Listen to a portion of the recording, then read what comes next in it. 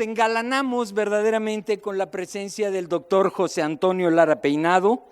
El tema que él va a presentar es Amores perros en tiempos de crisis, gasolinazos, malestar social, crisis social, Enrique Peña Nieto, Trump. El doctor José Antonio Lara Peinado es autor de los libros Psicoanálisis del poder en México, El malestar docente en México, A la mujer sin habla, el tratamiento psicoanalítico de una esquizofrenia. Es titular de la investigación El tratamiento psicoanalítico de la esquizofrenia y la pedagogía de los nadie, conferencista magistral en congresos nacionales e internacionales en temas de psicoanálisis, salud mental, educación, criminalística y ciencias forenses. El doctor Lara Peinado habitualmente nos viene a compartir sus enseñanzas respecto a la palabra como el significante puro, a por qué la sociedad mexicana desea permanecer como el Chavo del Ocho en el fondo de un barril, por qué la sociedad mexicana desea seguir postrada, arrodillada, suplicante a los pies de la Virgen de Guadalupe. Nos viene también a compartir por qué nuestra mal llamada clase política tiene madres castrantes, padres castrados, individuos psicópatas que según las mejores figuras lacanianas no tienen padre ni madre. Cómo los medios de comunicación forman parte de la hegemonía cultural para formar individuos y anularnos como sujetos colectivos, desproveernos de nuestras capacidades de análisis, síntesis y analogía. En uno de sus libros, en El malestar docente, él nos muestra el papel, el origen y las profundidades psicológicas del magisterio en México, el maltrato, las perversiones, la neurosis y el abuso en torno a los centros escolares. Como ven, el doctor nos da luz sobre las profundidades de nuestra psique, trae a la conciencia el inconsciente colectivo. Doctor, bienvenido y gracias. Vamos pues a darle inicio a la charla el día de hoy. Miren, ya tenía años que no venía acá al Buzón Ciudadano, muchas circunstancias se han dado para que no pudiera yo regresar por acá, pero bueno, ya estamos. Y siempre regresar al Buzón, al menos a un servidor le lleva a pensar en nuestro querido amigo ya fallecido, don Jorge Saldaña, que fue de los primeros que anunció que vendría yo a los círculos de estudio. Fue de la mano de Jorge Saldaña también donde se leyeron al aire en su programa de ABC Radio, antes de que lo sacaran, se leyó y se comentó el primer artículo con el cual él y yo intercambiamos después varios años de correos y de pláticas, grandes pláticas, largas pláticas, que fue psicoanálisis y políticos, perversión y enfermedad mental, que a partir de ese artículo también Jorge Saldaña empezó a tener muchos problemas en ABC Radio. Entonces no hay que olvidar, si algo tendríamos que iniciar en esta charla, si con algo se tiene que iniciar esta charla, es con la idea de que el olvido no existe. El olvido no existe para el campo psicoanalítico y en el ámbito clínico nos damos cuenta de que nunca podemos olvidar. No debemos olvidar, tenemos que regresar de una u otra forma a ese pasado que nos formó y nos signó, no para quedarnos ahí arrepintiéndonos de lo que pasó, no para estarnos lamentándonos de lo que hicimos o no hicimos, no, regresamos al pasado para volverlo a leer, para releerlo, para resignificarlo. El olvido no existe y esa es una primera idea que tenemos que poner en la mesa de discusión, porque este sistema le está apostando al olvido, le está apostando a que pasen y pasen los días, pasen los años, pasen spots de televisión, pasen pinchurrientos programas y entonces le apuestan a que estemos olvidando lo que está pasando y ha pasado en este país. No podemos olvidar bajo ninguna circunstancia el 68, no podemos olvidar la guerra sucia de los 70s, no podemos olvidar la persecución a los compañeros guerrilleros de Guerrero, Chiapas, Oaxaca, que se dio en los 80s. No podemos olvidar Pasta de Conchos, no podemos olvidar Guardería ABC, no podemos estar olvidando a los compañeros normalistas de Ayotzinapa, no podemos estar olvidando de ninguna manera los feminicidios en Juárez, en el Estado de México. No podemos estar olvidando cómo los niños están condenados en este país a seguir trabajando como halconcitos de los grupos delincuenciales. El sur del Estado de México, Tejupilco, San Pedro Limón, Lubianos, Reynosa, Matamoros, Ciudad Juárez.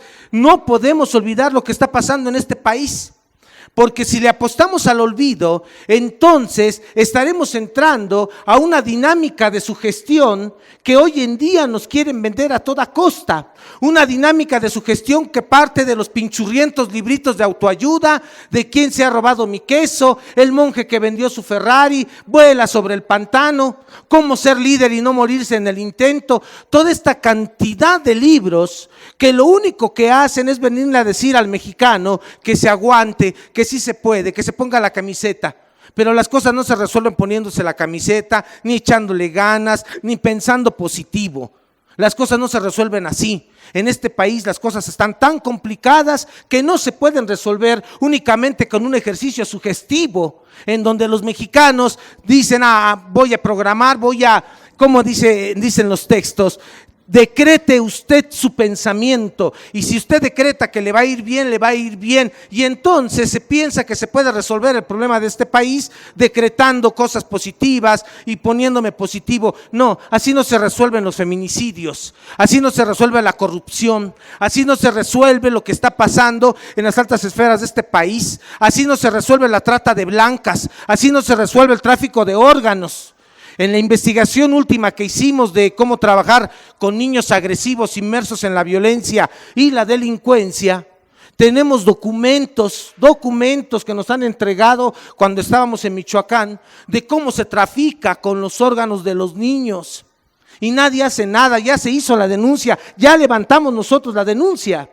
El hecho de que yo no haya venido al Buzón Ciudadano durante varios años, tal vez 5 años o tal vez más, ha obedecido a que hemos estado en el trabajo constante de la denuncia, y el trabajo constante de la denuncia en este país tiene que ver con la amenaza, tiene que ver con la persecución, y entonces a veces no podemos estarnos moviendo como antes nos movíamos, ¿no? Como ustedes saben, la represión, que es otra cosa que el gobierno ha venido instaurando de manera simbólica, es algo que tenemos que desnudar. Simbólicamente, cuando usted va en la carretera y ve al ejército y ve un retén de la Marina y luego el retén de la gente que se dedica a cuestiones del narcotráfico o al derecho de piso, lo que sea, pareciera uno que está viendo lo mismo. Hay una violencia que se ejerce sobre el ciudadano mexicano todo el tiempo. Lo que pasó con Aristegui cuando la sacan del aire es una forma simbólica de represión.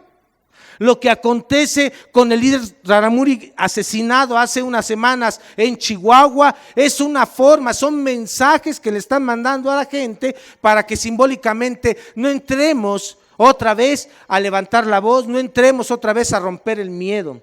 Quieren instaurar el miedo a toda costa. Hacen todo lo posible para llenarnos de miedo, cuando no son enfermedades, son virus, bacterias. No podemos estar nosotros sujetos a una condición de meros objetos en donde nos están diciendo todo el tiempo que nos vamos a enfermar, que nos va a dar cáncer.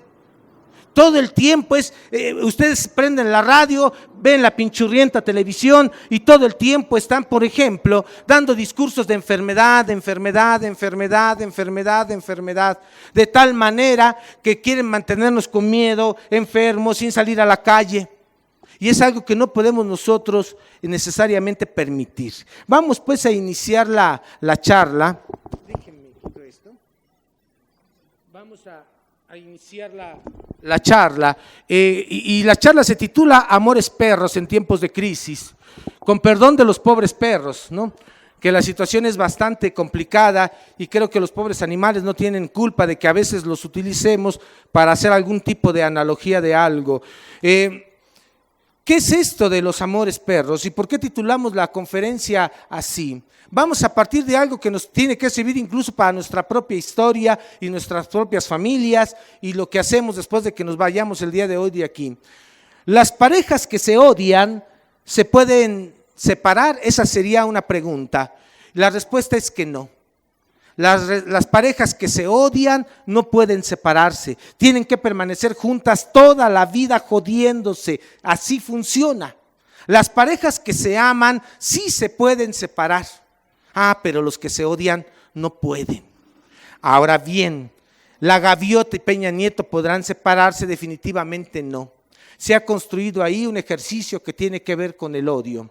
La pareja Trump-Peña se puede separar, no se puede separar. Es una pareja que se ha construido con un sujeto completamente demente. Demente no, aquí hay algo interesante, el sujeto no está psicótico, el sujeto tiene una estructura perversa, el sujeto deviene de una madre que llegó a Estados Unidos inmigrante, fíjense nada más curiosamente, ¿no? Muy pobre, y de un padre que se dedicó en un primer momento de su historia, antes de hacer casitas, se dedicó a vender alcohol y a prostituir mujeres. Ese es el padre de Trump. Y no lo estoy inventando, ustedes encuentran ahí perfectamente su biografía. Este sujeto, el padre de Trump, estuvo muchas veces en la cárcel porque golpeaba a las mujeres, incluyendo a su esposa. La esposa tenía que estar sometida a un sujeto maldito y desgraciado, misógino, autoritario, que era Trump. Y Trump, el Trump padre, evidentemente, era un sujeto que después de dedicarse a la prostitución, a la venta de drogas, empezó a crear un gran negocio inmobiliario. Era un sujeto autoritario, tan autoritario era ese sujeto que metió a su hijo a una escuela militarizada porque él decía que la disciplina tenía que llevarse a un extremo casi patológico. Y así lo hace, mete al chamaco, al Trump de ahora, a la secundaria militarizada, donde el sujeto es lastimado y algunos biógrafos refieren que incluso fue abusado sexualmente en el ejército por otros varones. Bueno, ¿qué pasa cuando hay un niño que tiene a un padre sádico, desgraciado, enfermo, golpeador, una madre sumisa, una madre ahí diciendo que sí a todo, una madre ahí sentada esperando la orden del sujeto abusador? ¿Qué pasa con ese niño? Bueno, ese niño primero reniega de la madre. ¿Y por qué reniega de la madre? Porque si para un niño la figura más importante que existe cuando nace es mamá, mamá no puede ser tocada, no puede ser lastimada, no puede ser bajo ninguna circunstancia, dijéramos nosotros, abusada de ninguna forma, ni física ni psicológicamente. Pero bueno, ¿qué pasa con el niño? No puede identificarse con mamá, la aborrece. Y la aborrece porque la mamá permite que le hagan todo lo que seguramente el padre le hizo. Pero viene otro problema, el sujeto no puede identificarse con el padre, porque el padre es un sádico, un abusador, no puede introyectar la ley en ese hijo. Y entonces un niño que no se identifica con la madre y que no puede introyectar la ley del padre, ¿en qué se convierte? En primera instancia es un niño que en la adultez no va a poder estar ubicado en el mundo de lo real. Muchas de sus cosas estarán en el mundo imaginario, partirán de la fantasía. Otra, ¿qué más puede pasar con ese sujeto? Evidentemente el sujeto va a crecer con un odio a todo lo que represente lo social, pero sobre todo a las mujeres. Porque así como odia a la madre, también odiará a todas las mujeres que se le acerquen. Hay frases interesantes de ese sujeto enfermo. El sujeto en una convención decía que eso de que las mamás le dieran leche materna a los hijos era algo asqueroso. El sujeto refería que las mujeres son, al final de cuentas, objetos estéticamente agradables para satisfacer al hombre. Y eso el sujeto lo tiene escrito en sus textos y han sido frases de ese sujeto. Bueno, entonces el sujeto vive mucho desde su imaginario. Número 2, hay un odio a todo lo que le rodea que tenga que ver con lo social, pero sobre todo a las compañeras mujeres. Y número 3, no tiene ley, luego entonces se convierte en perverso. Y si combinamos la perversión con algo de lo psicótico, si en un vasito echamos psicosis y perversión, tenemos lo que conocemos como un sociópata, ¿sí? Un asesino. Eso es lo que tenemos. Ahora bien, ¿cómo se establece la relación de amor entre este sujeto perverso asesino de Trump y Peña Nieto? ¿Cómo se construye ahí? Bueno, por el otro lado, tenemos un sujeto que tiene una deficiencia cognitiva. Nosotros le llamamos técnicamente desde el ámbito clínico dislexia cognitiva.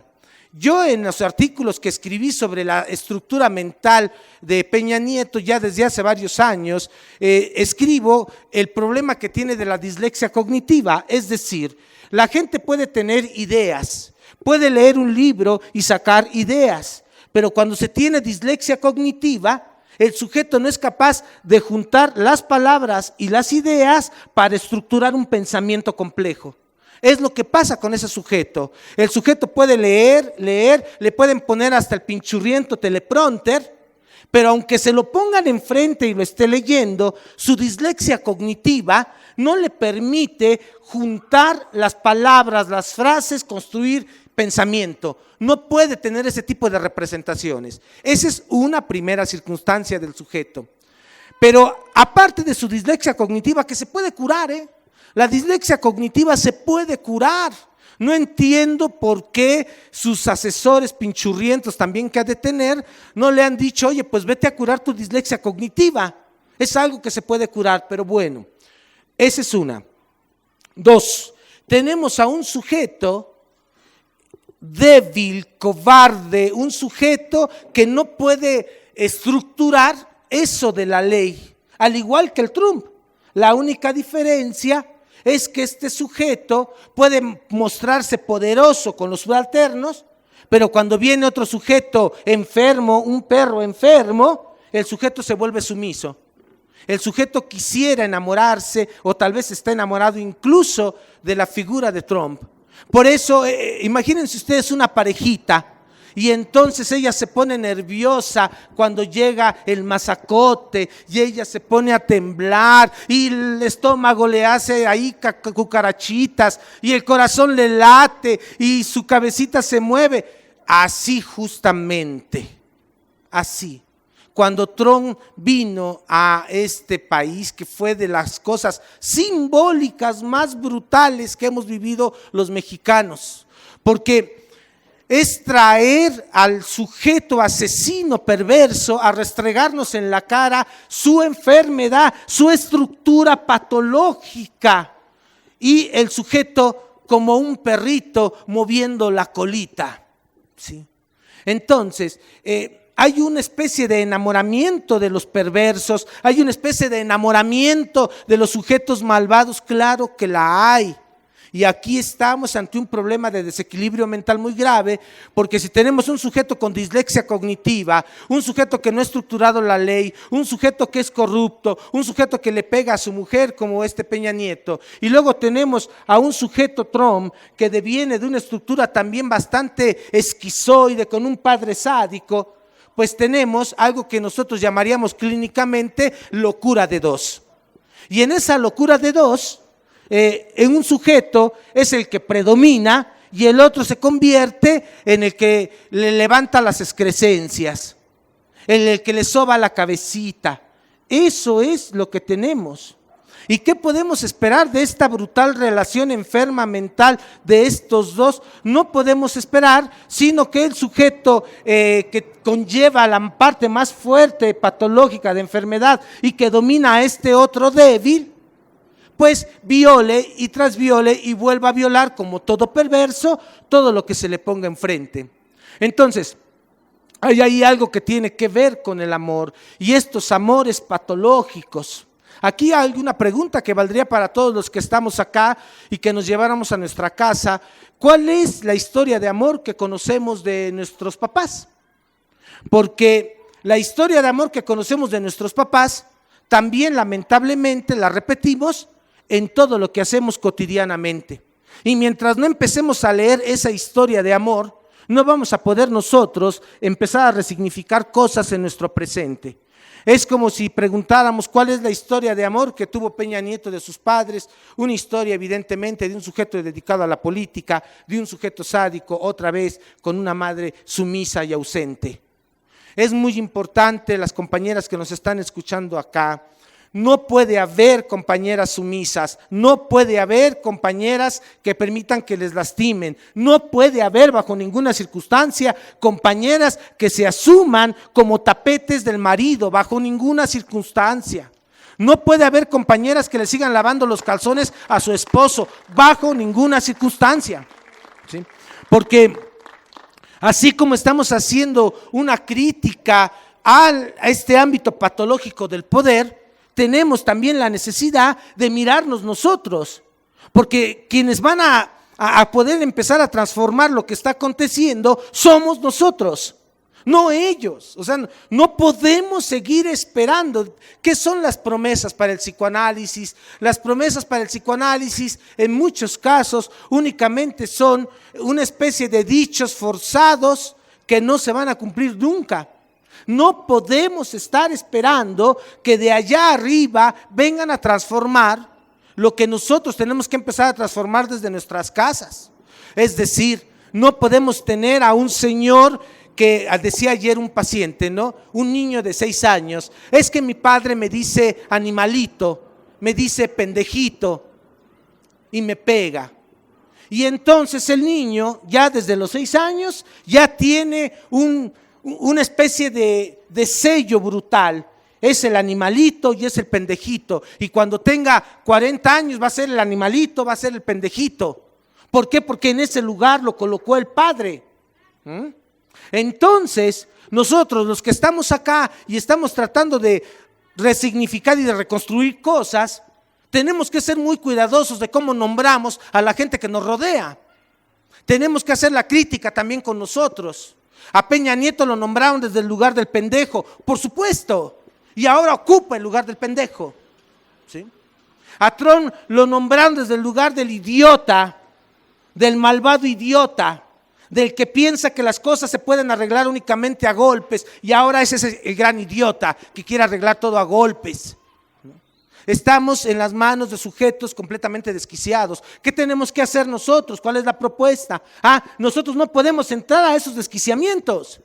Y entonces yo no le digo a mi compañera gordita, chaparrita, órale gordis, no, ¿verdad? Le llamo tal vez por su nombre. Al hijo no le digo menso, idiota, ya vas a empezar, por tu culpa nos casamos. No, no le digo eso. Trato de nombrarlo desde un lugar diferente.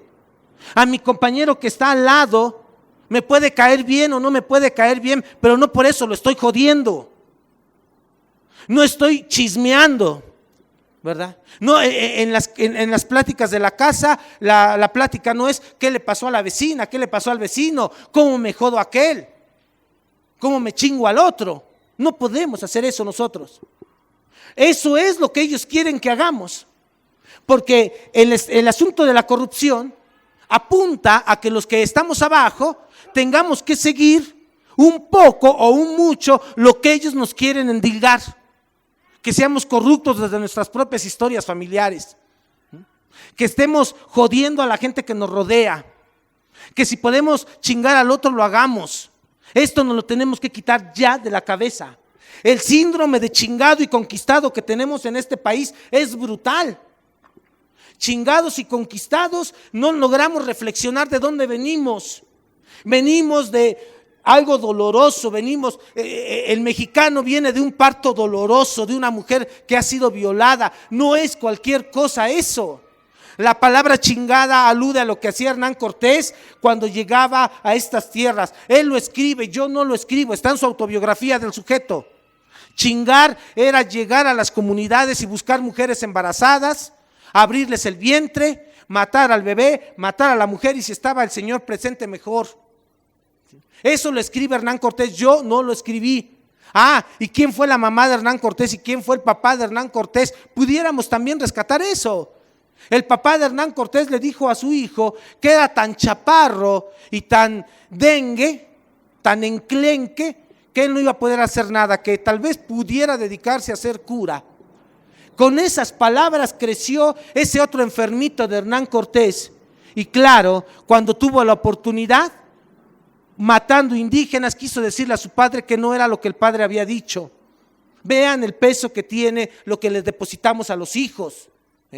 Regresando a esto, otra forma de chingar, aparte de buscar mujeres violadas, dice Hernán Cortés, que era violar a las mujeres, es decir, buscar mujeres que vinieran de grupos originarios y sobre ellas ejercer un acto violatorio para tratar de que quedaran embarazadas de un español. Entonces, ¿qué ha pasado con eso? De ahí venimos. Hasta los que luego se sienten españoles y hablan como españoles, como Hugo Sánchez, ¿verdad? O Videgaray, que se llena la boca hablando inglés, ¿verdad? O Carlos Salinas de Gortari, o Porfirio Díaz, que se afrancesó, o Díaz Ordaz, que incluso siendo de Oaxaca se cambia su acta de nacimiento porque él aborrecía lo que veía en el espejo, ¿no? Y entonces reniega de eso que es, se quiere parecer a otro distinto. Bueno, de ahí venimos, nos guste o no nos guste. Y tenemos nada más dos sopas. O nos identificamos con el origen y tratamos de revertir eso, o nos vamos a seguir identificando con el que chinga. Y entonces la gente se va a poner su jersey de fútbol americano y se va a sentar a ver el Super Bowl y va a tragar nachos y va a tragar aguacatos para sentirse como se sienten allá, ¿sí? Y va a decir que es de los Patriots, ¿no? Pronuncie bien, ¿no? O sea, por favor, ¿no? Esta gente que de pronto quiere asumir lo que no es. Ay, Miss, vamos a llevar al niño con la Miss. ¿Qué Miss? Ni qué la fregada. Es maestra. ¿Sí? Ay, no podemos seguir con el Mickey Mouse, no podemos seguir con el Pato Donald en las escuelas eternamente. Y sin embargo, eso está aconteciendo en este país porque no asumimos de dónde venimos, ¿sí? No asumimos de dónde somos, quiénes somos, de dónde viene esto de ser mexicano. Es doloroso, pero tenemos que empezar a leerlo. Tenemos que dar cuenta que lo que hizo el obispo negro en Yucatán, cuando agarró a los sacerdotes mayas y les dijo que abjuraran de su fe, y los sacerdotes mayas no querían abjurar de su fe, y entonces les meten unas pinzas ardientes en fosas nasales y se las revientan. Y los sacerdotes mayas no quieren abjurar de su fe, pues entonces les cortan las orejas. No quieren abjurar de su fe, pues entonces los lanzan a donde hay perros hambrientos que trajeron ellos para que devoraran la carne de los compañeros. O sea, si yo no doy cuenta de eso, si yo no me empiezo a dar cuenta de dónde vengo, por eso decimos de la historia, de releer nuestro pasado. Si yo no me doy cuenta de eso, pues entonces me voy a convertir en un sujeto que está chingando al otro. ¿Sí? De todas formas, me burlo del otro, jodo al otro. Si me dicen que no pase por ahí, pues me paso por ahí. El chiste es joder al otro. ¿Sí?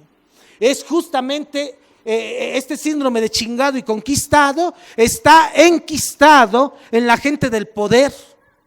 Es decir, imagínense ustedes Carlos Salinas de Gortari mirándose en el espejo, tal cual es un sujeto calvo, un sujeto chaparro, un sujeto impotente en muchos sentidos. Imagínense nada más el retrato que le regresa el espejo. Es brutal, reniega de lo que es. Él quisiera verse en el espejo grande, fuerte, güerito y maravilloso, de ojos verdes, pero no, está jodido, no está así. Y reniega de eso. Igual que este otro que tenemos. Otro sujeto igual, chaparro, mucho copete, pues. Cuanto más se le levante el copete, más enano se ve. El sujeto, por más que se mire pseudo guapo como artistilla de televisión, más denigrante se mira a él mismo. Por eso el sujeto no es capaz de retomar con seriedad lo que está pasando en este país. El sujeto vive desde un principio de fantasía, no desde un principio de realidad. Nosotros no podemos vivir bajo ningún principio de fantasía. Tenemos que vivir desde un principio de realidad o de realidades, que son muchas. Tenemos que cuestionar ¿no? ¿Por qué el mexicano es capaz de sentarse a estar discutiendo qué película hollywoodense va a ganar el Oscar? Y a nosotros, maldita sea, ¿qué nos importa? Cuando tenemos cosas serias que discutir en este país. Pero no, ahí están los mexicanos, muchos de ellos, a ver quién va a ganar el Oscar. Cuando los de allá desprecian a los mexicanos. Esos que se ponen la playerita de los halcones marinos de Michigan, o no sé de qué madre, ¿verdad? Esos que se ponen la playerita, pues se pondrán mucha playerita, pero son despreciados por los que las venden de allá. Son despreciados por la gente de allá. Se burlan de nosotros. ¿Sí? Entonces tenemos que cuestionar eso. Tenemos que cuestionar qué es lo que estamos construyendo con la gente que nos rodea. Tenemos que cuestionarnos como familia. Tenemos que cuestionarnos qué es eso de ser padre, qué es eso de ser mamá. Tenemos que cuestionar nosotros mismos nuestras palabras, hacia dónde caminamos, qué decimos cuando decimos. Otra, entonces decimos, esto del gasolinazo, esto de que dieron el petróleo, ¿cómo nos ha jodido? Bueno, hay muchos análisis de nuestros queridos compañeros que ya han venido con ustedes, hablando de cómo se ha privatizado el asunto del petróleo. De eso no voy a hablar, los queridos compañeros economistas son muchísimo más buenos en eso que un servidor. Pero ¿qué es lo que me compete a mí desde el campo clínico, psicoanalítico? El hecho de que le hayan otra vez regresado el petróleo a los extranjeros vino a significar un golpe emocional en la psique del mexicano. El mexicano viene con muchas pérdidas, ¿saben? La independencia no fue cualquier cosa. Al final del día siguieron quedando en el poder muchos sujetos que representaban justo lo que se estaba criticando. Vino la revolución, tampoco fue sencillo. Muchos perdieron la vida, perdieron todo. Y al final del día, muchos compañeros se quedaron con las tierras. Sí, pues, pero no tenían cómo empezarlas a cultivar. No había maquinaria, no había formas, no había grano, no había semilla, ¿no? Fue doloroso, es decir, el mexicano viene de pérdidas, pero simbólicamente algo nos había hecho elevar nuestra autoestima como mexicanos. Simbólicamente algo nos había dado seguridad. Y entonces cuando se invita a la expropiación petrolera, cuando se dice que el petróleo es de nosotros, hasta la gente, los compañeros más humildes, llevaban la gallina, el guajolote, porque era algo que tenía que ver con ganar algo de todo lo que nos han quitado. Era por fin ganar algo, era por fin decirle a los que venían a colonizarlos que no, que eso no se lo iban a llevar. Costara lo que costara, no se lo iban a llevar, que era de nosotros. Y eso nos dio seguridad, nos dio autoestima como mexicanos. Pero cuando se firman otra vez esta entrega energética, nos dan otro golpe a la salud emocional de los mexicanos. Nos vuelven a despojar, nos dan otro trancazo brutal, porque nos quieren mantener en depresión todo el tiempo. Nos quieren mantener todo el tiempo preocupados, nos quieren mantener todo el tiempo en una total represión que nos lleve a empezarnos a joder entre nosotros, a empezarnos a pelear entre nosotros. Porque si yo no puedo ir y mentarle la madre a Peña, pues tengo a mi vecino de al lado, y aparte se parece, ¿no? Y pelas, o sea, nos están llevando a eso y es algo que nosotros no podemos hacer. Oiga, y entonces, si nos están golpeando emocionalmente, ¿dónde fregados vamos a encontrar algo que nos pueda levantar otra vez en nuestra autoestima como mexicanos? No lo vamos a encontrar poniéndole el escudito al teléfono celular, porque no es de escuditos. No es de salir a la televisión y decir, vamos a comprar lo hecho en México, compre en México. No es de spots televisivos. Entonces, ¿cómo fregados vamos a recuperar esa autoestima? Otra vez regresemos a la historia, ¿sí? ¿Quieren volver a recuperar la autoestima? Vamos a leer lo que pasó con los normalistas de Ayotzinapa, ¿sí? Es decir, voy a tratar de hacer una analogía. Jacinto Hug de los Santos, mejor conocido como Canek, fue de los primeros que se enfrentó a los españoles. Y entonces agarran a uno de los compañeros de Jacinto Hug de los Santos y le dicen: si no nos dices dónde está Canek, te vamos a cortar el brazo. Y dicen que el compañero indígena tomó el machete, se cortó el brazo y se lo dio al sujeto que lo tenía ahí lastimándole. Cuando uno lee eso, uno se empieza a llenar de coraje. Ahora voy a hacer la analogía, la comparación con Ayotzinapa. He estado en Ayotzinapa, me han hecho el favor de invitarme, sí, por supuesto. Y es doloroso, como decían, lo invitamos para que nos ayude. ¿A qué? A la pérdida. Pero ¿cómo puedo ayudar a alguien a la pérdida cuando no tenemos ni un cuerpo que velar? Es al revés. Ellos tienen que enseñarme a mí cómo se vive con ese maldito dolor, ¿saben? Y así fue. Yo me quedé mejor callado para que ellos me enseñaran a mí cómo se vive el dolor. Cuentan que el compañero estaba hincado y estaba frente de él, ya sea un policía federal o uno del ejército o uno del narcotráfico, que para el caso es lo mismo, son lo mismo. Y entonces le decían: órale, no, que muy cabrones, no, que muy esto, no, que muy lo otro, y le pegaban, ¿dónde están los demás compañeros de Ayotzinapa? Y el muchacho no decía. Y entonces le siguen pegando y lastimando, y el muchacho, en un acto de desesperación, le escupe al sujeto. El sujeto entonces, enojadísimo, le empieza a quitar el rostro, lo empieza a desollar, y lo dejó como ustedes vieron las imágenes. Y ahora nos vienen a decir que eso lo hizo un animal de por ahí, que no sean idiotas. ¿Sí? Por favor, clínicamente, médicamente eso no es posible. ¿Y qué traía bisturí el coyote o qué? Entonces, cuando uno lee esa historia, como la de Jacinto Hug de los Santos, no me digan que no se empieza uno a llenar de coraje y de ganas de hacer algo para transformar este país. Pues eso es lo que tenemos que empezar a hacer, a regresar a la historia. ¿Quieren regresar a la historia? Acuérdense de Ernestina Asensio, compañera indígena de Zongolica, Veracruz, que fue violada por elementos del ejército. El primer parte médico, porque yo vi el parte médico, ¿sí? El primer parte médico decía que les trajeron objetos punzocortantes vía anal. Desangrándose va a encontrar a su familia, encuentra a la familia, la llevan al Seguro Social, que está a 2 horas de Zongolica, Veracruz, y cuando llegan el compañero médico le dice que dónde está la hoja rosa. Ella no habla ni siquiera castellano y termina en una plancha ahí, sin que nadie quisiera atenderla.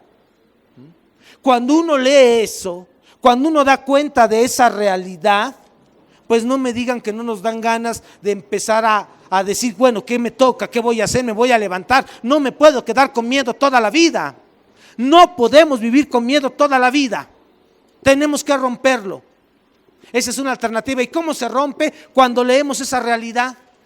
Pero si la gente se sienta a ver el programa de CSI Miami, donde pseudocientíficamente descubren a los asesinos seriales en una serie pinchurrienta de Estados Unidos, pues ahí no le va a surgir nada de coraje, puro morbo. La gente dice: no, hay método científico. No es cierto, lo que ellos hacen no es método científico. La ciencia en sí misma no puede ser morbosa. Rompe con la creencia, rompe con el morbo. Y estas series son de creencia y son de morbo. Y la gente se sienta a ver ahí según cómo agarran a los asesinos. No, pues ahí no nos va a crecer nada, no se va a construir nada que tenga que ver con autoestima, con ganas de luchar, con ganas de transformar. Ahí no. Si la gente se sienta a ver las pinchurrientas telenovelas, no hay posibilidad. El mensaje simbólico de las telenovelas sigue siendo el mismo. Güeros, altos son los que son felices. Morenos son los que tienen que ocupar los puestos de jardineros, del payasito de la serie, etcétera. Si la gente se sienta a ver los programas idiotas de guerra de chistes, si la gente se sienta a escuchar a Pati Chapoy, si la gente cree que lo que dice Ruiz Gil es maravilloso, Ya quisiéramos que hablara de por qué su hijo se mató. Así que no vengan con cosas, que no vengan con discursitos. Ellos tienen una historia que no quieren decir, pero se erigen como los grandes portadores del saber de los demás. No, que se vayan al carajo. Tenemos que cuestionar. ¿Qué otra cosa podemos hacer para ir revirtiendo las cosas? Tenemos que empezar a cuestionar nuestra cotidianeidad. Es decir, ¿qué es cuestionar la cotidianeidad? Cuestiono por qué a una señora yo le digo cuánto es lo menos, cuánto es lo menos, cuánto es lo menos, y por qué cuando hay que ir al pinchurriento Walmart, ahí no le digo a la cajera cuánto es lo menos. Mucho cuidado. Tengo que cuestionar mi cotidianeidad. ¿Por qué le sigo diciendo al hijo de mi vecina que está güerito tipo Gerber, le digo, ay, qué bonito niño? Y al otro niño de mi vecina que está morenito, digo, ay, qué chistosito, ¿Por qué sigo haciendo eso? ¿Por qué hay familias que siguen con la idea de, no, es que yo desciendo de españoles? Pues qué vergüenza, estamos jodidos. Es que mi papá fue europeo, ¿y qué? ¿Caga usted distinto o qué? ¿Sale de color distinta la popó o qué? ¿Sí? O sea, tenemos que cuestionar nuestra cotidianeidad. Tenemos que percatarnos que no por tener una pinchurrienta camionetota ya se es algo más que el otro. No. Hay gente que tiene su pinchurrienta camionetota, pero debe también la pinchurrienta camionetota. Y está endrogada 10 años para pagar su pinchurrienta camionetota. Y la camionetota, pues no, con todo respeto, no se la va a poder cargar a donde vaya. Bueno, hay gente que cuando se muere sí lo hace. Hay gente que no, en serio, mucho cuidado. Hay gente que cuando se muere, lo poco que tiene se lo quiere llevar también a la tumba. Es decir, quiere joder a todos. Y entonces no hace testamento, ¿verdad? Y al no hacer testamento, deja un desgarriate en toda la familia. Y lamentablemente cuando hay problemas de dinero, pues la hermanita le hablaba muy bien al hermanito, pero cuando hay broncas de dinero les viene valiendo madre y se pelean. Entonces hay gente que se quiere llevar el dinero a la tumba. Así que si alguien tiene algo, por favor, haga su testamento y no deje broncas, no deje problemas, gástese su dinero. Que los hijos se enfrenten a la realidad es importante. Hoy en día estamos viendo que los papás, en el afán de que los hijos no vivan lo que uno vivió, se les empieza a dar un poco de más, un poco de más, un poco de más. No funciona así. La vida no es así. Tenemos que trabajarle muy fuerte para empezar a construir algo. Regreso a lo de la charla. Hemos hablado de Trump, de Peña Nieto, del gasolinazo, de cómo nos ha afectado emocionalmente la privatización del petróleo. Hemos hablado de la violencia. Y la violencia, también hemos dicho, tenemos que empezar a cuestionarnos cómo estamos desde nuestras casas. Algo que hay que desmitificar en torno a la construcción de la violencia. Viene lo que acontece en Monterrey. Dan cuenta del chico que entra ahí y le da de balazos a los amigos y a la maestra. Bueno. Y hay todo un escándalo y entonces Peña dice, vamos a aplicar otra vez la operación Mochila. Eso es una babosada. La operación Mochila no resuelve absolutamente nada. En la investigación que nosotros hicimos con niños agresivos, nos dimos cuenta que un lápiz puede ser un arma para sacarle el ojo a un niño. Lo tenemos documentado en nuestro libro. El niño de preescolar le mete el lápiz a la niña y casi le bota el ojo. Lo tenemos documentado. O sea, ¿qué le van a quitar a los niños los lápices, los borradores y todo lo que llevan para la escuela, la escuadra, la regla? Claro que no. Eso de la operación Mochila no es más que otra forma de violencia simbólica, porque los chicos son colocados en el lugar de los delincuentes. Bueno, ¿qué hay que entonces desmitificar? Cuando viene el hecho de Monterrey, todo el mundo empieza a decir, ¿y los papás? ¿Y dónde están los papás? ¿La culpa es de los papás? No. O sea, no, la violencia no deviene únicamente de los padres. La investigación que nosotros hicimos nos da cuenta que también se construye violencia desde lo social. Es decir, el hecho de que tengamos sujetos que ganan ciento y tantos mil de pesos al mes y una compañera maestra de educación preescolar de Oaxaca gana 6,000 pesos al mes, comparado con el sueldo de 300,000 pesos que gana Silvia Smelkels del Instituto Nacional de Evaluación Educativa, que sirve para nada el pinchurriento instituto, aunque se enoje ella. Ya se lo he dicho también en su cara, aunque se lo he dicho en un coloquio en el que estuvimos juntos. O sea, el hecho de que alguien vea que gana 6,000 pesos la compañera de Oaxaca y esta persona gana 300,000, eso provoca violencia. ¿Cuánto ganan las compañeras que trabajan en La Maquila, en Reynosa, Matamoros? 2,500 pesos quincenales. Y no lo estoy inventando, está documentado en nuestra investigación. De tal manera que una compañera tiene que trabajar doble o triple turno para sacar algo para vivir en la frontera, que es muy caro vivir. Todo eso es violencia social, todo eso nos da coraje y eso provoca violencia. El hecho, dice, ¿y los papás por qué no cuidan a sus hijos? Pues porque tienen que salirse a trabajar. Porque ahora un papá no puede mantener la casa solo. Porque ahora se requiere que ambos aporten para más o menos vivir. ¿Por qué? Porque eso no lo dicen. Entonces, la violencia no solo deviene de la parentalidad, no solo deviene de lo social, también deviene de lo antropológico cultural. Es decir, nosotros hicimos la investigación en zona caliente de Michoacán, Lombardía, Lázaro Cárdenas, Arteaga, Nueva Italia, Aguililla, bueno, toda esta zona. En Sinaloa estuvimos trabajando en Mazatlán, en el Estado de México, Lubiano, San Pedro Limón, Tlatlaya, Tejupilco. En Chihuahua estuvimos en Ciudad Juárez y en Tamaulipas, en Matamoros y Reynosa. Ahí se hizo la investigación.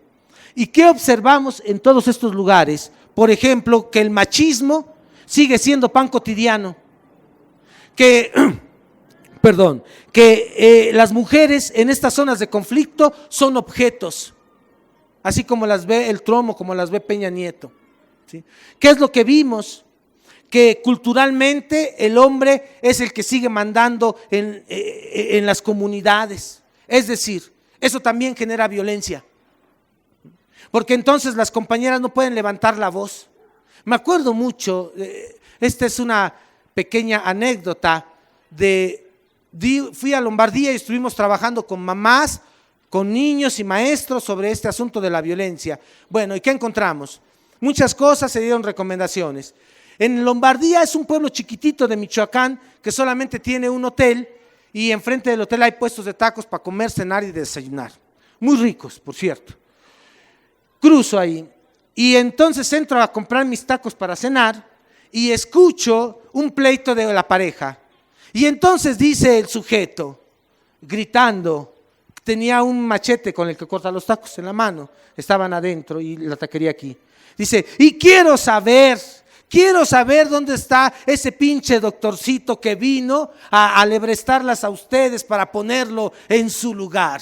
Y el pinche doctorcito estaba queriendo comer unos tacos ahí. ¿A qué voy? El machismo, ¿saben? Al machismo, a todo lo que da, Eso también provoca violencia. Entonces, la violencia se provoca, sí, por cuestiones de los padres, pero también por cuestiones de orden social, también por cuestiones de orden cultural y también por cuestiones de orden histórico. Hay momentos históricos que pueden producir muchísima violencia y hoy estamos en uno de ellos. Una violencia desatada, por ejemplo, por Felipe Calderón con su idiota guerra contra el narcotráfico. El sujeto está bañado de sangre, su pareja por supuesto que también. Su pareja representa, ya lo escribí por ahí, ¿quién es Margarita Zavala? Es interesante. Los que hemos atendido alcohólicos, yo he trabajado, ahorita ya no, pero dijéramos que un tiempo de mi trabajo clínico fue con alcohólicos. Y cuando digo alcohólicos estoy hablando de una enfermedad, como dicen mis queridos amigos de AA, incurable, progresiva y mortal. Una mujer que vive con un alcohólico se convierte en una comparsa del alcohólico, se convierte en una mujer que le levanta las excrescencias al alcohólico. ¿Qué son las excrescencias? Los desechos. ¿A qué voy? Imagínense que el alcohólico llega y vomita, porque está todo lleno de alcohol. ¿Y quién le va a levantar la excrescencia? Regularmente la mujer. El alcohólico se orina de tanto alcohol que tiene, y la que termina lavándole la ropa otra vez son las compañeras mujeres. Es decir, una compañera que soporta vivir con un borrachito se convierte justamente en una mujer con estas características. Y Margarita Zavala es el ejemplo clarito de lo que le acontece a una compañera que ha vivido toda la vida sujetada, sumisa, en manos de un sujeto asesino, borracho, alcohólico. Dirán ustedes, ¿y entonces por qué se pone tan brava con los hombres y dice que le llamen Margarita y que no digan que nada de Calderón? Porque ella quiere a su macho que le siga diciendo. Ella se va a pelear con Andrés Manuel López Obrador o con cualquiera que le venga a cuestionar algo. ¿Por qué? Porque requiere del macho que le siga diciendo lo que le dice el marido. Ella es mujer de un solo borracho macho, para acabar pronto, ¿sí? Entonces, es grave eso, porque ahora estamos viendo una serie de discursos que parecieran conllevar algo distinto, pero no es así. Regreso. La violencia entonces se construye desde estas 4 grandes áreas, y son cosas que tenemos que ir comprendiendo para que no nos vayamos a creer que la culpa de la violencia únicamente la tenemos nosotros como padres. No, la violencia también tiene que ver con muchas cosas que hay allá alrededor y que ellos no quieren resolver. No se va a acabar el problema de la violencia mientras no haya trabajo. No se va a acabar el problema de la violencia mientras los jóvenes que egresen de las universidades no tengan un trabajo digno. No es posible que compañeros que egresan de las universidades les están pagando 3,000, 4,000 pesos. Eso no se vale. No se va a acabar la violencia mientras sigan rechazando a los jóvenes de nuestra querida UNAM, de nuestro querido Poli. No puede haber, no se va a acabar, porque el muchacho se llena de frustración. ¿Qué creen que yo no sé? Que claro que hay recomendados que entran a las carreras, claro que hay recomendados. Mientras no se acabe eso, no puede acabarse la violencia tampoco. No se puede acabar la violencia si la gente no trabaja y tiene un sueldo digno que le permita vivir dignamente. Si eso no hay, no se va a acabar la violencia. No se va a acabar legislando. No se va a acabar con el asunto ese de revisar las mochilas. No se va a acabar con platiquitas de valores y de autoayuda. No, así no se va a acabar. Se va a acabar cuando la gente encuentre condiciones diferentes para vivir. Cuando no tenga frustración. La frustración que le da a un compañero maestro bajar de la sierra a cobrar el cheque que le llegó tarde, y cuando llega al banco le dicen que ya no hay fondos porque el cheque ya tiene 15 días, aunque sea un cheque del gobierno. Eso da mucha frustración, mucho coraje. Eso no se lo explican a la gente. Si los padres de familia supieran lo que dice la reforma educativa, porque aquí, y ya se los he dicho a los compañeros, ha faltado explicarles a los papás ¿qué es lo que está pasando? No nada más es un asunto laboral, no nada más es un asunto de las plazas, eso es lo de menos. Y de entrada, los que lucran con las plazas no son los compañeros docentes frente a los grupos, son los dirigentes de sus pinchurrientos sindicatos de ellos. Los aviadores no los dan los maestros, los aviadores se dan desde la secretaría. Dicen hay que evaluar a los maestros porque son burros y no cumplen con el perfil. Y resulta que el secretario de Educación no tiene perfil pedagógico.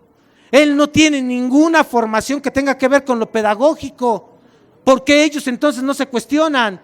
El 80% de los secretarios de Educación de este país son abogados, contadores, ingenieros. No tenemos nada contra de ellos. Lo único que trato de explicar es que si voy a dirigir la educación, mínimo debo de saber de educación. Schweifeder era un pinchurriento abogado, asesino. Entonces, los papás tienen que enterarse de lo que es la reforma. Miren, en la hoja número 2 del documento rector de la reforma, que ustedes pueden revisar en el internet, porque hasta descarados son, ustedes le ponen documentos rectores de la reforma educativa y salen ahí con total desparpajo. Bueno, en la hoja 2 y en el párrafo 3, porque me lo sé de memoria, porque tuve que leer todos los pinchurrientos documentos para hacer el libro, bueno, dice, ¿qué queremos de la educación? ¿Qué es lo que buscamos en los niños? Buscamos que los niños de México, vía la escuela, no importa si es pública o pinchurrienta escuela privada, que para el caso es lo mismo, y perfectamente lo puedo demostrar. Las escuelas privadas son muchas veces más pinchurrientamente neuróticas que las escuelas públicas. Está demostrado en nuestra investigación. Al niño que no pagó la colegiatura, a ver, examen, a ti no, porque como tu papá no pagó colegiatura no tienes derecho. Formas brutales de discriminación. Si en las escuelas públicas les quitan la identidad a los niños, pues en las privadas se las destrozan. Vamos a hacer el concurso de la reina de la primavera, ni que no supiéramos que quien gana es el papá que más le puso dinero a la candidatura, ¿verdad? Y ahí van las niñas corriendo atrás de una que va vestida de princesita. ¿Cuánto le afecta a los niños eso? Muchísimo. Dejémonos de tonterías. En las escuelas privadas existe la muchacha del semestre, la chica Coca-Cola, es decir, babosadas, babosadas y babosadas, ¿vale? Bueno, dice el texto, queremos de los niños que adquieran habilidades y destrezas. Cuando la gente lee eso dice, ay, pues qué bonito que adquieran habilidades y destrezas. La pregunta es, adquirir no significa construir, adquirir significa comprar. Luego, habilidad y destreza. Yo puedo tener la habilidad de pintar esto y la destreza de hacerlo rapidísimo. Pero si tengo la habilidad y la destreza, sé de dónde viene la pintura, cómo se construyen las brochas. No. ¿Qué es lo que quieren entonces? Que los niños adquieran habilidad y destreza para hacer una cuenta, para hacer una suma, para interpretar un instructivo. Eso es lo que quieren, tanto en las públicas como en las privadas. No cambia nada. No crean ustedes que en las privadas, porque les piden a los muchachos libro de ética, libro de valores 1, 2 y 3, libro de cómo ir a hacer al baño y no morirse en el intento.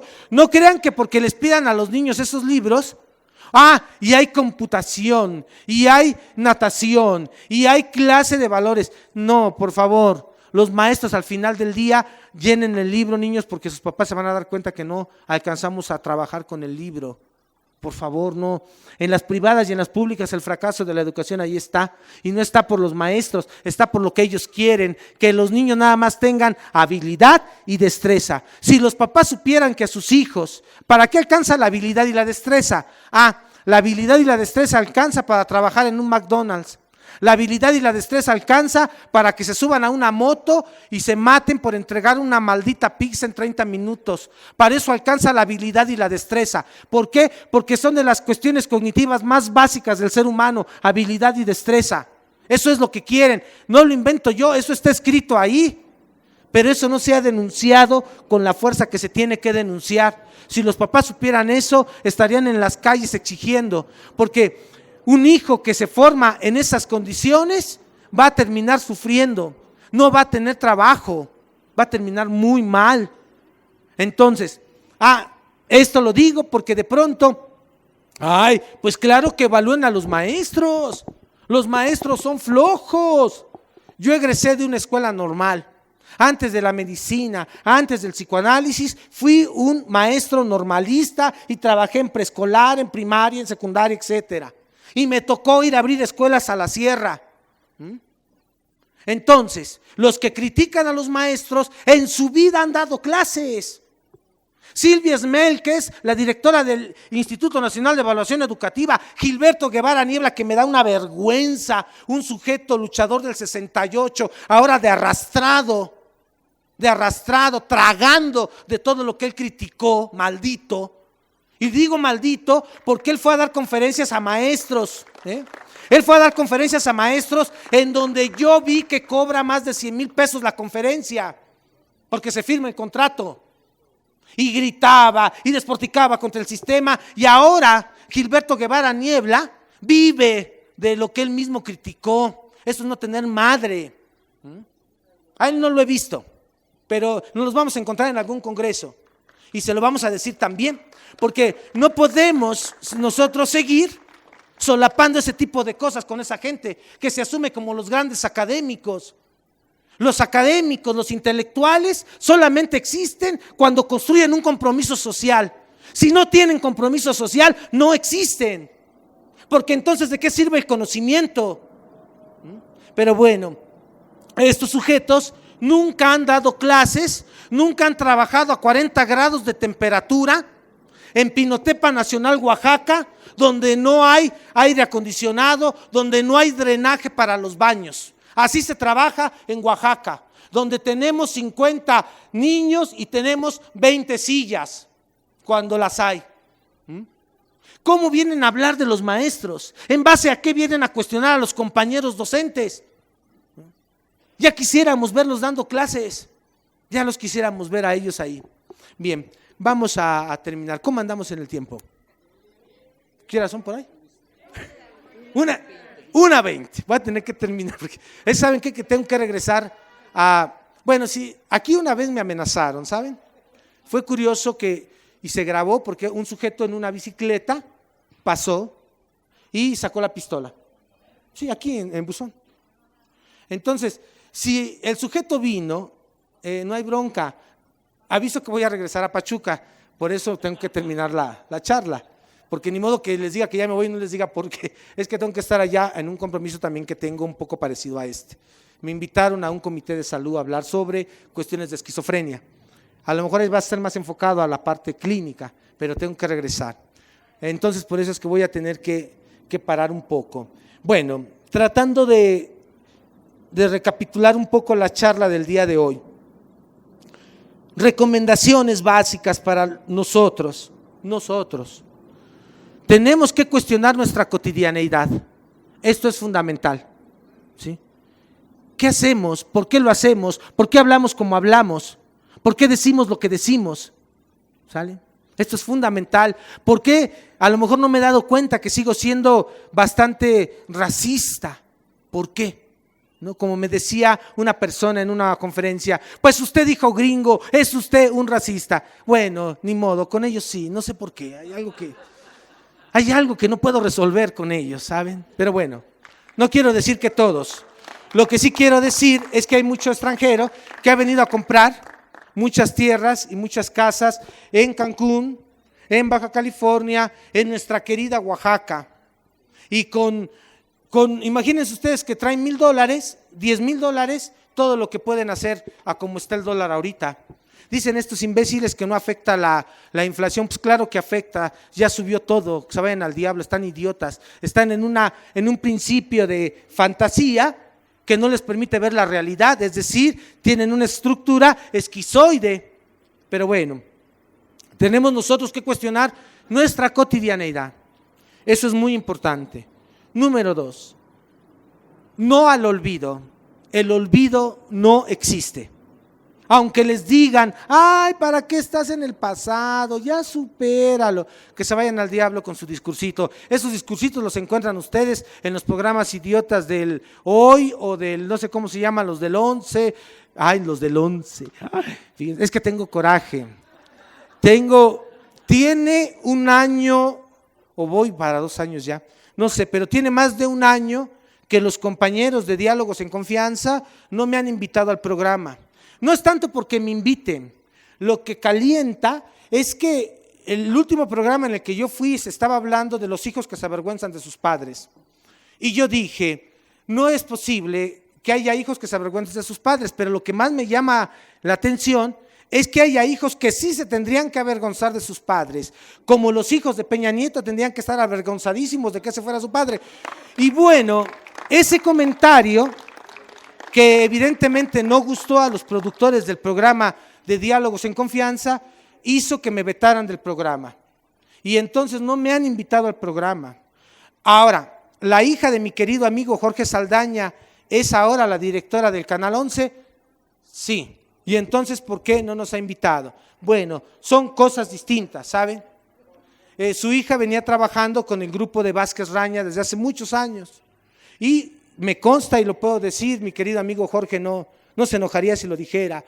¿Tenían discusiones a veces por estas posturas? Por supuesto que sí, ¿no?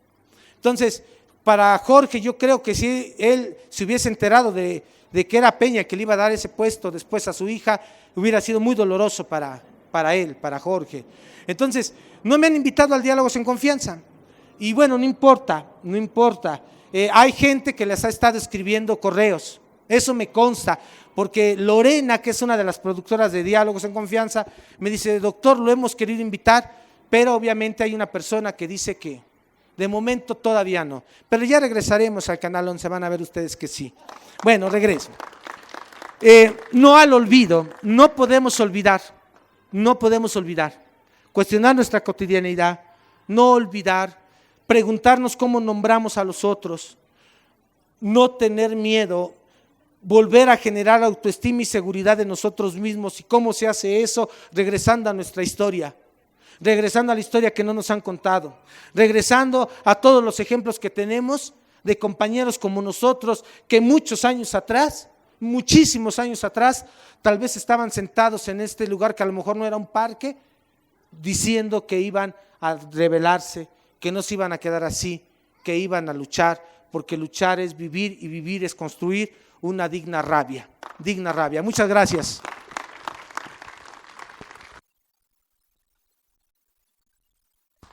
Qué bueno que vinieron.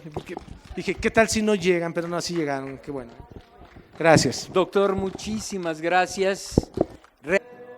Bien, miren, vamos a darnos chance de unas preguntas, ¿les parece bien? Aunque sea unos minutos. Lo que quieran preguntar, si hay algo que yo pueda responder desde mi gran ignorancia, con todo gusto. Y lo que no pueda responder también, que no lo sepa, también tendré que decirlo con toda honestidad. Porque acuérdense de algo muy importante también. Nadie puede saber todo. Siempre hay una falta. Nadie puede ser el que pueda ostentar eso del saber. ¿Estamos de acuerdo? Y les digo que unas cuantas preguntas, porque tengo que regresar a Pachuca, tengo un compromiso allá importante. Les decía que algo muy parecido a lo que tenemos acá. Pero bueno, preguntas, venga. Mira, es pregunta y comentario. A los niños que estabas diciendo de la escuela, ¿cómo les podemos enseñar a que no digan bye y ok y todos esos modismos que les copiamos siempre a los gringos? Porque los gringos no nos copian a nosotros, nunca dicen adiós allá en Estados Unidos, ni nos copian nada. Y esa es mi pregunta, nada más para los grandes y para los niños. Claro. ¿Cómo podemos hacerlo? Miren, nosotros en los ejercicios o en los trabajos que hemos estado realizando, por ejemplo, en Chiapas, lo que hacemos es regresar a la lectura. Entonces, poner a los niños a leer, ponerlos a leer con los niños, la narración del cuento. Si tenemos por ahí alguien de la familia que hable desde la lengua madre, desde una lengua originaria, entonces podemos empezar a hacer que los niños construyan otras representaciones de las palabras. Pero si los adultos que educan a los niños tienen el modismo, los primeros que se lo enseñan a los niños son regularmente los papás. Ahora, cuando el papá es capaz, cuando la mamá es capaz de poderle platicar a su hijo del pueblo originario, de la grandeza de nuestros pueblos originarios, cuando le platica, solo por dar un ejemplo, ¿qué significa la palabra México y su comprobación científica, ¿no?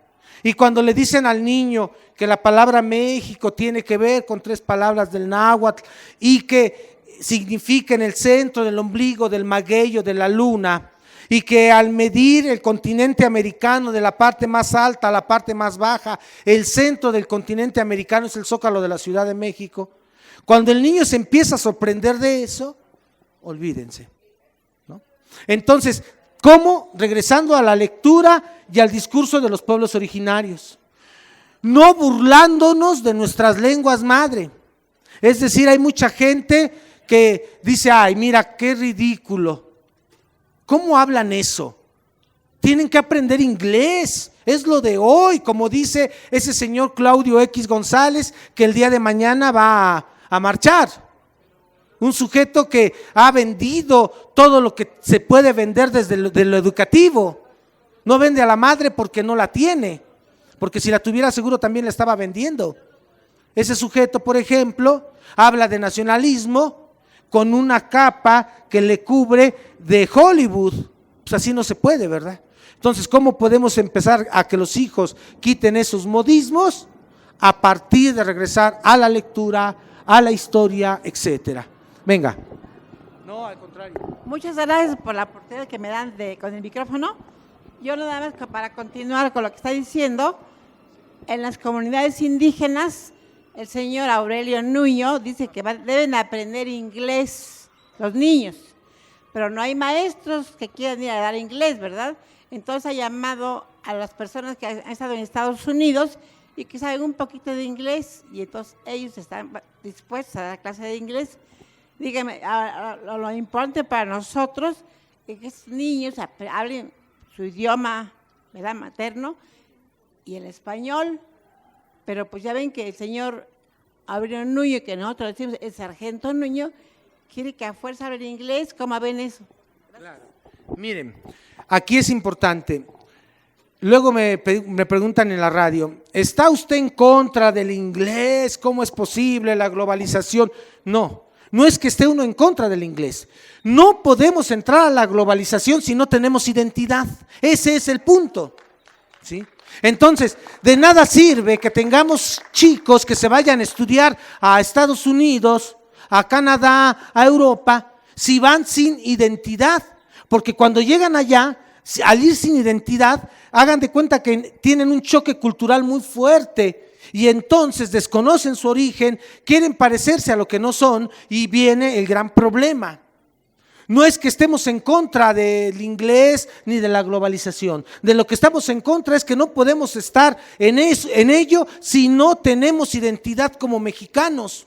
Primero que se construya nuestra identidad y después lo que sea, lo que ellos quieran. Pero primero, identidad. Bien.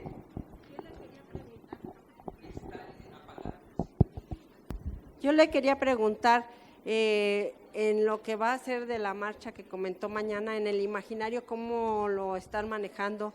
Y sobre todo en relación a las elecciones del próximo año. Claro, las marchas del día de mañana apuntan a desmovilizar los otros movimientos, apuntan a opacar los otros movimientos de resistencia, apuntan a querer imponer que solamente se puede marchar bajo estas siglas y esas consignas de marchas debidamente controladas y debidamente publicitadas por los medios masivos fácticos que han jodido este país.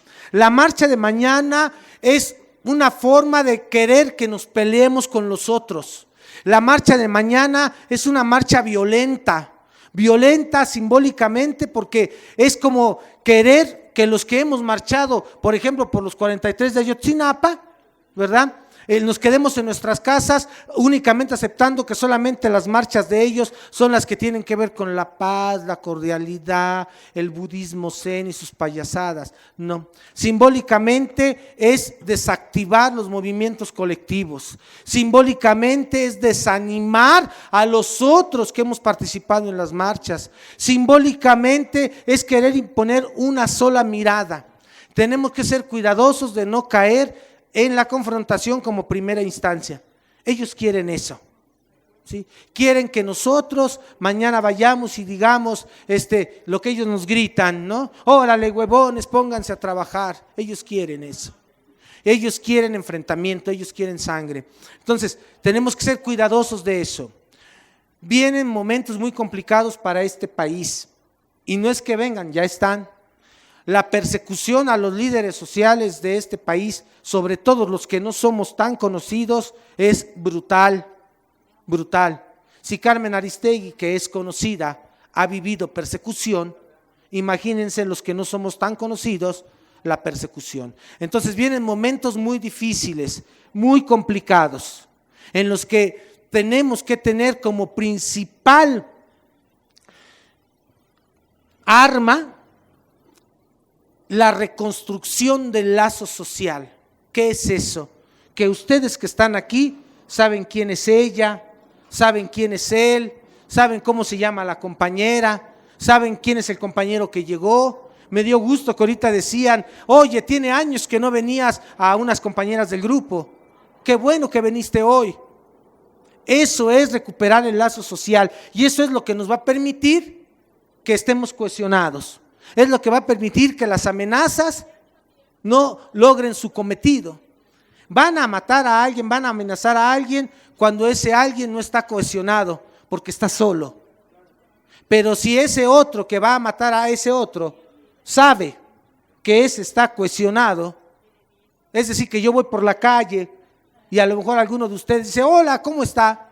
Entonces no va a ser tan fácil que me puedan matar, puesto que hay un lazo social y eso es lo que tenemos que restablecer nosotros. Acuérdense, no pelearnos entre nosotros, esto es importante. Pareciera que vayamos en…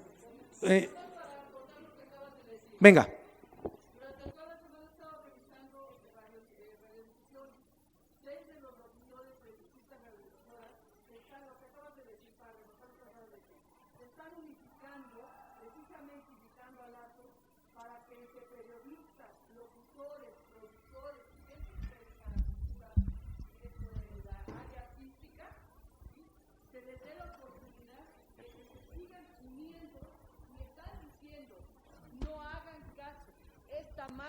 No es para Peña Nieto, esta marcha no es para su anuncio que él está haciendo últimamente,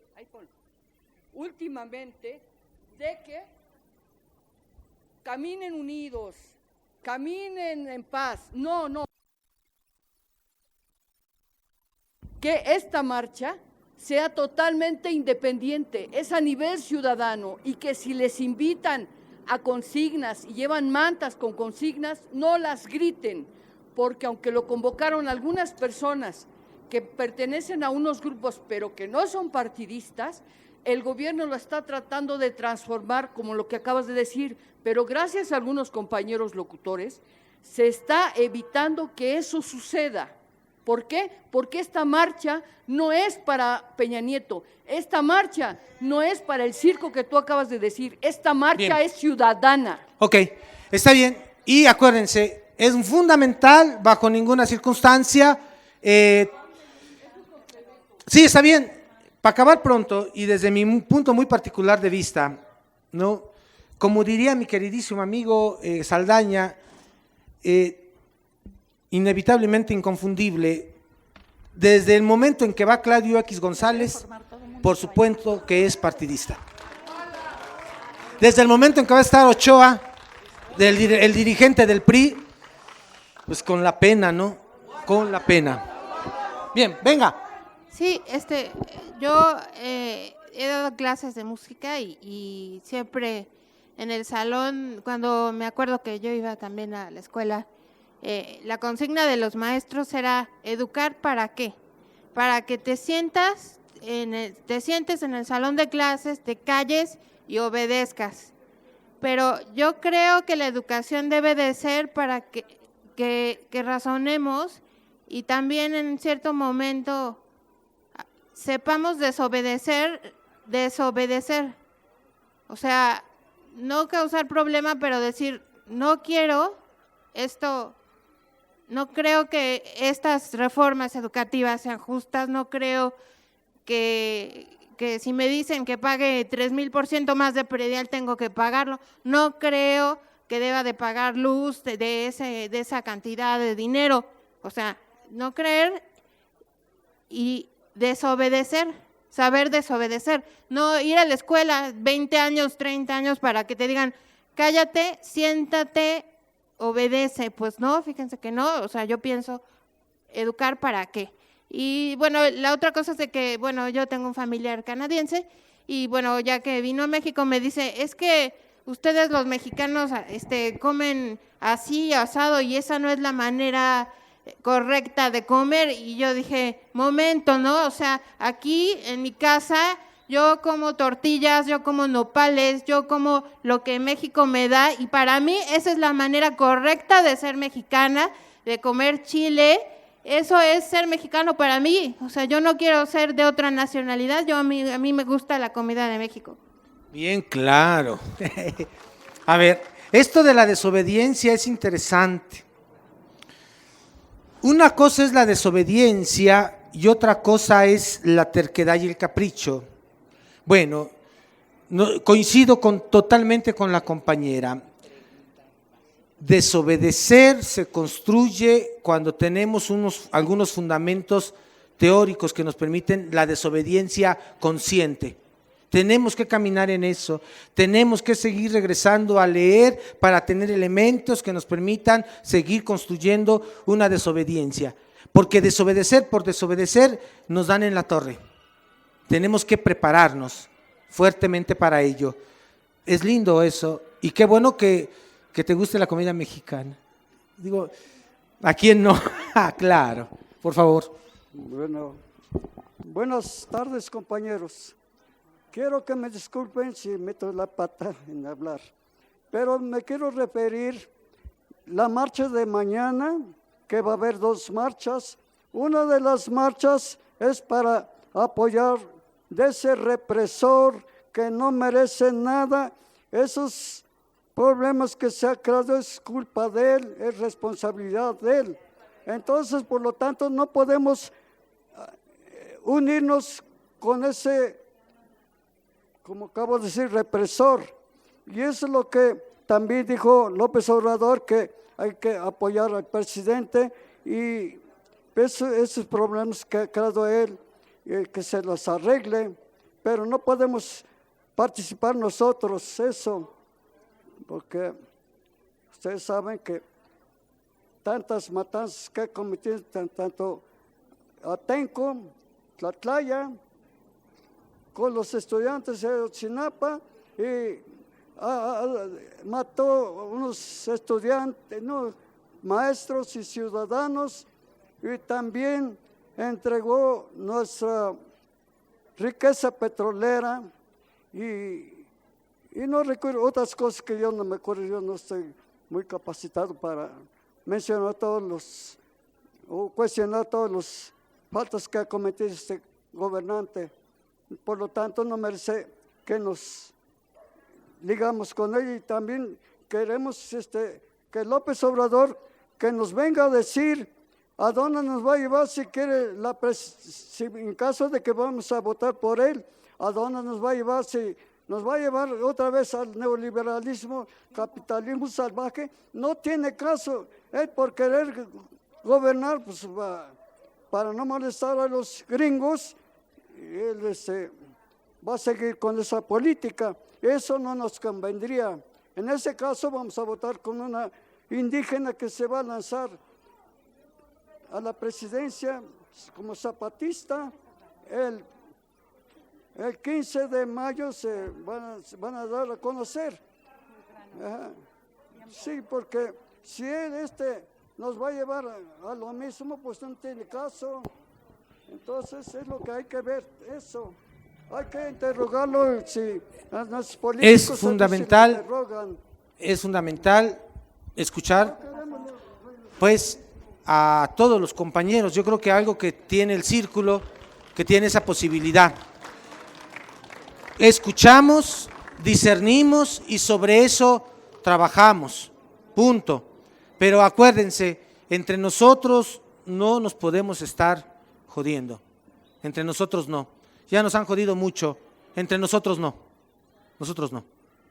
Vamos a terminar un par más porque tengo que salir, venga. Un par más y no se salgan del tema, por favor, y sean breves. Vamos a respetar el tiempo del doctor, tiene prisa, ¿sí? Nos quedan 2 libros de la autoría del doctor Lara Peinado, muy buenos, gracias.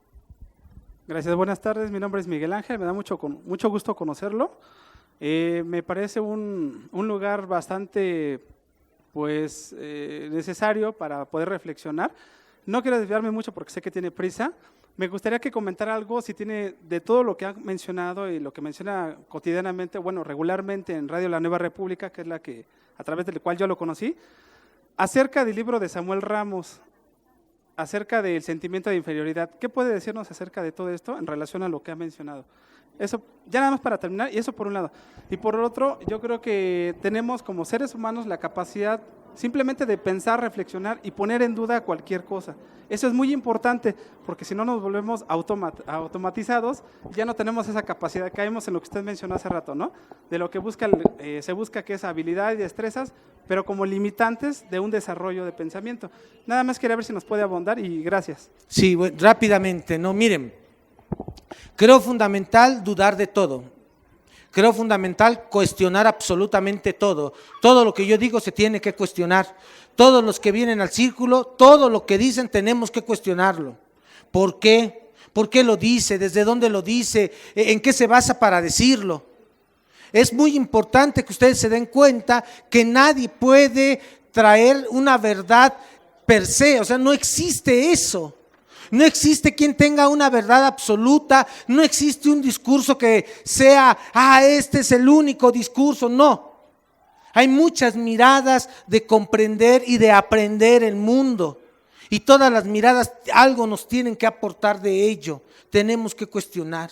Esto del sentido de la inferioridad ha sido cultivado por generaciones.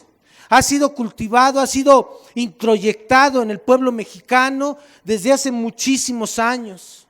La televisión ha tenido mucho que ver en ello, muchísimo. Decía Jorge Saldaña que la televisión ha hecho que el mexicano se sienta orgulloso de su ignorancia, y es cierto. El Chavo del Ocho se convirtió en el ícono de muchos compañeros mexicanos que se metían en un baúl, se escondían para no ver los problemas y se conformaban con una torta de jamón para poder ir sobreviviendo. Tenemos que romper ese estigma. Si no rompemos esos estigmas, ¿y cómo se rompen los estigmas?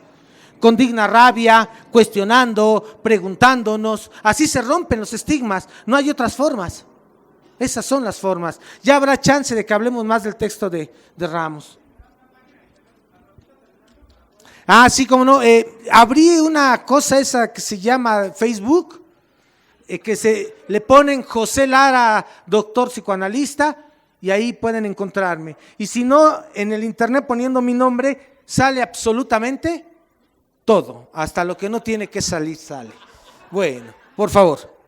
Good afternoon. My name is Marcela Moreno. I teach English in the SEP program. Bueno. Soy maestra de inglés en el programa de la SEP. Llevo 5 años en la SEP. Soy militante de la sección 9 de la CENTE y me han corrido de 5 escuelas. Me mantienen gracias a la facha y jeta de gringa que tengo, ¿no? El programa de inglés es muy peligroso. Si ustedes tienen oportunidad, cuestiónenlo. Vayan con sus directores, hablen con sus nietos y díganle, oiga, la mona esa güera que está allí, que es que enseñándole inglés a los niños, ¿tiene título?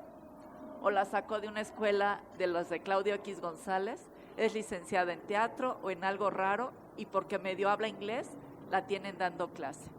El programa de inglés, gracias a Silvia Esmelque, nos tiene prohibido, por eso me han corrido de 5 escuelas, dejar tareas y enseñar a los niños a leer y escribir inglés, porque eso es muy peligroso.